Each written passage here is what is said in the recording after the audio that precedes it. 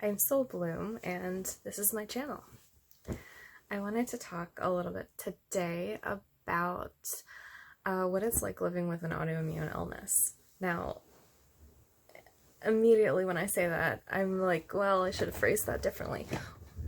What it's like living with the autoimmune illness that I have, which is called Hashimoto's thyroiditis. Basically, my immune system got too revved up and it started attacking my thyroid.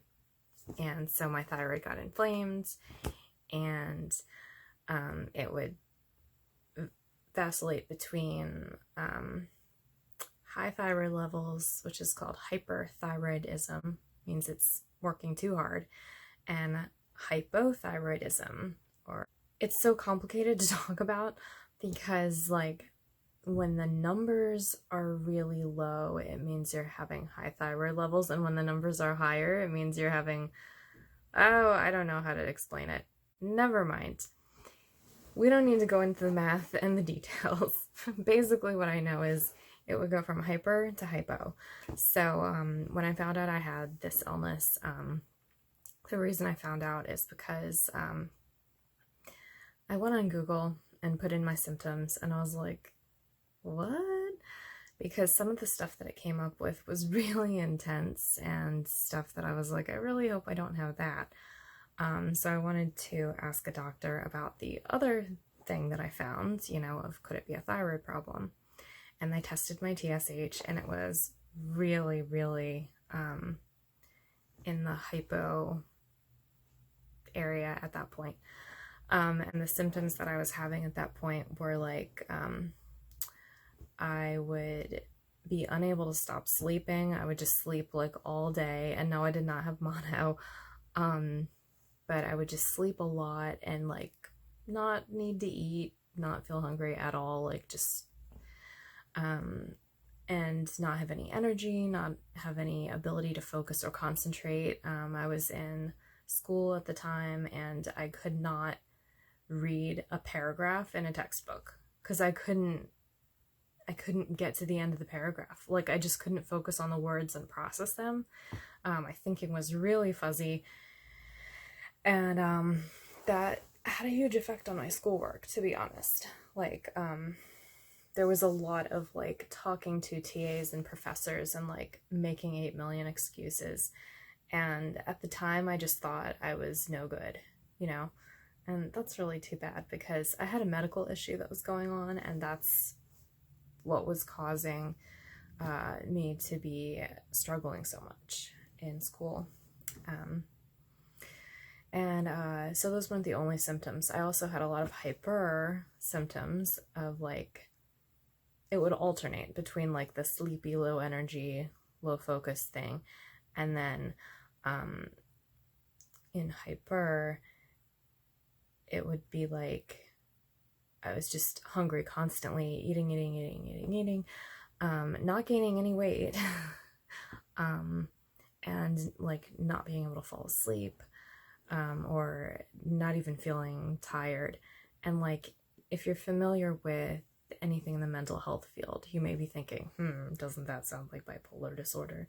But it just sounds like it. It sounds like it. And so that was the thing that was kind of stressful. I was like, oh no, But when I got my thyroid levels tested and they were way off, I went to an endocrinologist, and they started easing me onto a synthetically made natural body compound of thyroid stimulating hormone, so that I could basically just regain some health and things wouldn't get worse, because if it gets worse, then it can be life-threatening. And so instead of, well, I didn't mention some of the other symptoms of like the ends of my hair were completely breaking and shredding, like the split ends from hell that you would not believe. They were so intense. I mean, I had inches of split ends, and like, if you're thinking to yourself, oh, well, big deal, you're so vain.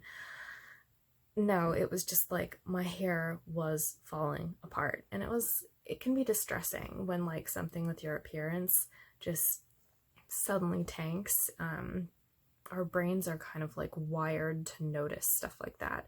Also, my fingernails, which had always been like clean and healthy and they had no breakage up until that point, all of a sudden my fingernails were like splitting like crazy, like into layers and just shredding and falling apart all over the place. And I was just like, what is going on?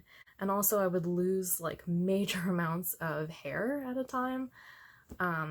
Not like utterly major, like, oh, there's a bald patch now. Not like that. And like my eyelashes would fall out randomly. I was like, okay. So, yeah, and there were other symptoms too. But I won't go into everything because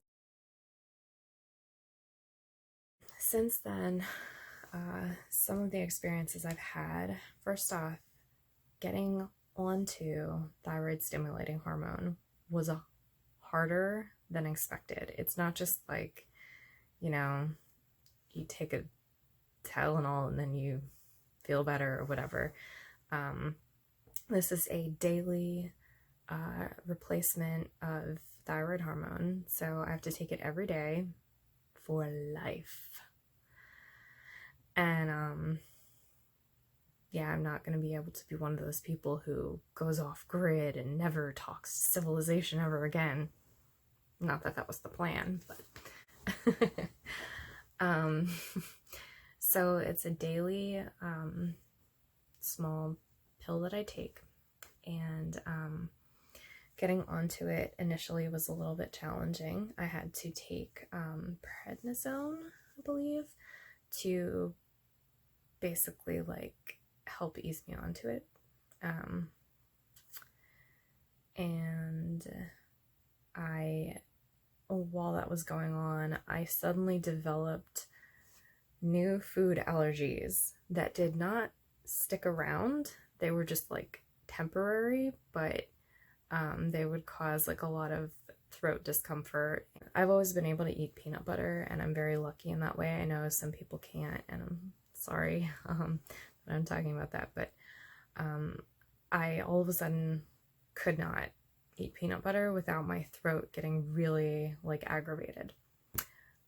Like I wasn't unsafe, but it was really uncomfortable, and I worried that it could become serious. So I kind of didn't eat peanut butter for a while, but then I did eventually ease back into it and am totally fine. Like, and I've had times over the years, if my thyroid level is off, that sometimes I'll get those random like new food allergies again. I just have more food sensitivities now than I did before I was diagnosed with Hashimoto's. So some food sensitivities that have been pretty consistent. I've actually had sensitivity to coconut since I was a kid.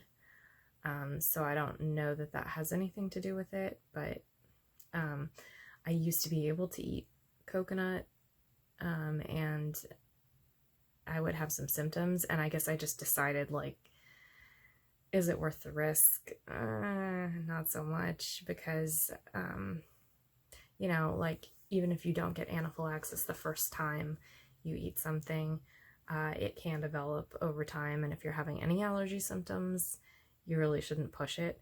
So even though it's not a true allergy that shows up on an allergy test, I have been told by more than one doctor that if I have allergy symptoms, I should cease eating that thing, whatever, coconut or whatever.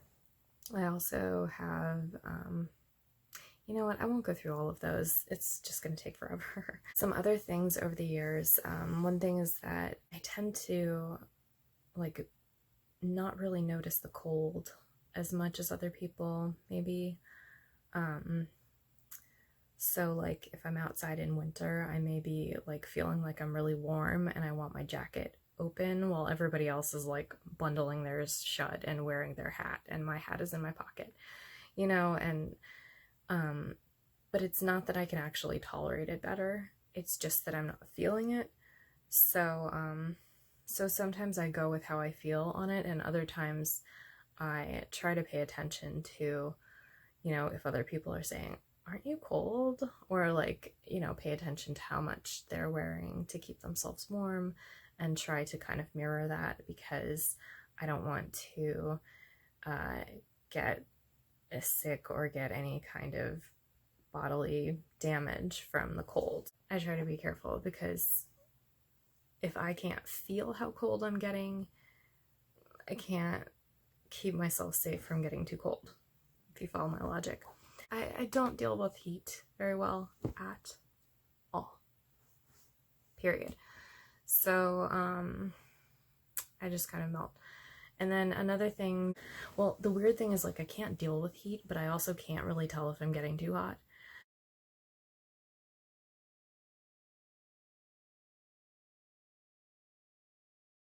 Like, totally. So I haven't found like a perfect balance of health with this particular disorder at this point. Just to finish off this video, I guess, like, if you suspect that maybe you have a thyroid problem, like you've always got warm hands even when, you know, it's really cold and you're not wearing gloves, you know, or you're hypersensitive to sun, or you're sleeping too much, you're not sleeping at all, you're whatever, see your doctor, ask them to test your thyroid. If you tell them symptoms that are going on with you, one of the places they often start is testing thyroid. And just best of luck, take it easy, take care of your health, and avoid inflammation. Like, don't go in mosh pits, don't do terribly violent sports, rugby, I don't know, like, don't do stuff that beats up on your body. If you have an autoimmune illness already, don't do anything that beats up on your body, because it will just give you more inflammation and make the problem worse, and you don't want that.